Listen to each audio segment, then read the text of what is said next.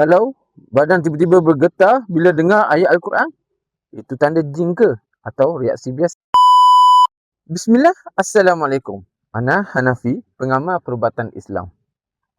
Ramai yang bertanya, apa tanda sebenarnya kalau ada gangguan jin dalam badan semasa ruqyah dibacakan?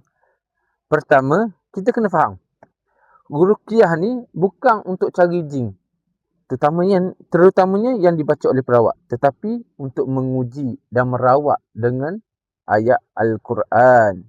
Namun, ada beberapa reaksi yang sering berlaku.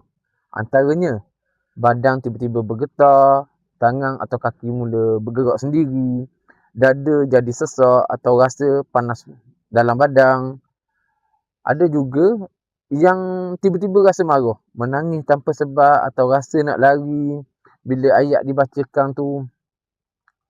Paling kuat, bila ayat tertentu dibaca, reaksi jadi semakin kuat. Seolah-olah ada sesuatu yang tak suka dengan bacaan tu.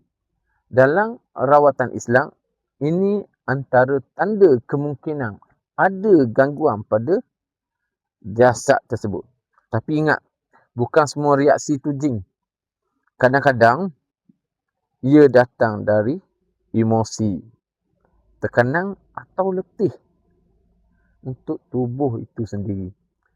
Sebab tu, perlu ada, bukan sekadar rasa.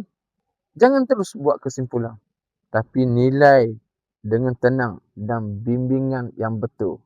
Itulah gunanya perawat. Jika antum pernah alami tanda-tanda yang ana sebutkan tadi, jangan takut. Jangan juga ambil ringan.